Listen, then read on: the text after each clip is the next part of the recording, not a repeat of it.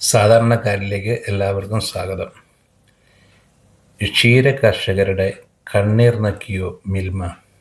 സാധാരണ ഒരു ക്ഷീര കർഷകന് 1 ലിറ്റർ പാൽ ഉൽപ്പാദിപ്പിക്കാനായി ശരാശരി 70 മുതൽ 80 രൂപ വരെ ചെലവ് വരുന്ന സമയത്ത് മിൽമ ആ ക്ഷീര കർഷകന് കൊടുക്കുന്നത് SNS ഇല്ല, ഫാക്റ്റ് ഇല്ല, അതില്ല, ഇതില്ല എന്ന് പറഞ്ഞുകൊണ്ട് 40 രൂപയും 41 രൂപയുമാണ് കൊടുക്കുന്നത്.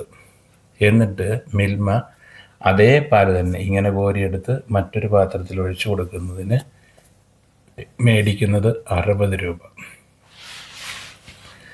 രാപകലില്ലാതെ മുണ്ട് മുറുക്കി ഉടുത്ത് അഹോരാത്രം പണിയെടുക്കുന്ന ഒരു ക്ഷീര കർഷകന് ഉൽപ്പാദന ചെലവിൻ്റെ 30 രൂപ നഷ്ടം വരുമ്പം ഒരു സെക്കൻഡുകൾ മാത്രം എടുത്ത് ഇങ്ങനെ ഒഴിച്ച് അപ്പുറത്തൊരു പാത്രത്തിൽ ഒഴിച്ചു കൊടുക്കുന്നതിന് മിൽമയ്ക്ക് കിട്ടുന്ന ലാഭം 20 രൂപ.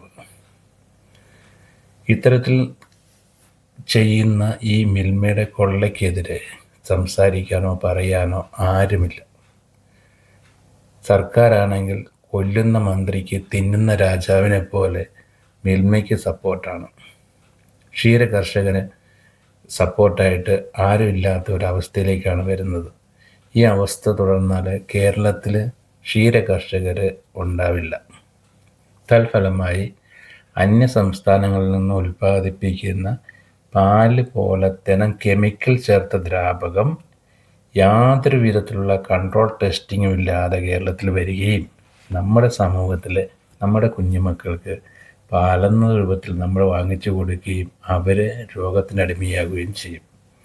ഇതിനെതിരായി നമ്മൾ പ്രതികരിക്കേണ്ട സമയം പണ്ടേ കഴിഞ്ഞു. ഇനി അന്യ സംസ്ഥാനങ്ങളിൽ പാല് പോലത്തിന് ദ്രാവകം കെമിക്കൽ ചേർത്ത് ഉണ്ടാക്കുന്നില്ല എന്ന് നിങ്ങൾക്ക് സംശയമുണ്ടെങ്കിൽ എൻ്റെ ഒരു സുഹൃത്ത് പഞ്ചാബിൽ നിന്ന് എനിക്ക് അയച്ചു തന്ന വീഡിയോയുടെ ലിങ്ക് ഞാൻ ഇതിൻ്റെ അടിയിലിടാം. നിങ്ങൾ കണ്ടു നോക്ക് അവരെങ്ങനെയാണ് കെമിക്കൽ ചേർത്ത് പാലുണ്ടാക്കുന്നതെന്ന്. ആ കെമിക്കലിലേ ഇങ്ങോട്ടൊക്കെ വരുന്നത് പാലെന്ന് പറഞ്ഞുകൊണ്ട് അതല്ലേ നമ്മൾ മേടിച്ച് കുടിക്കുന്നത്.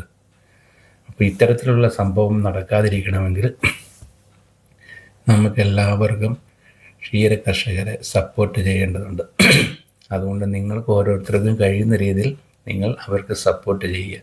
കുറഞ്ഞ പക്ഷം ഈ വീഡിയോ എങ്കിലും ഒന്ന് ഷെയർ ചെയ്ത് അധികാരികളുടെ അടഞ്ഞിരിക്കുന്ന കാതും കണ്ണും ഒക്കെ തുറക്കുന്നെങ്കിൽ തുറക്കട്ടെ. അപ്പോൾ എല്ലാവർക്കും നല്ലൊരു ദിവസം നേർന്നുകൊണ്ട് സാധാരണക്കാരൻ. ബൈ.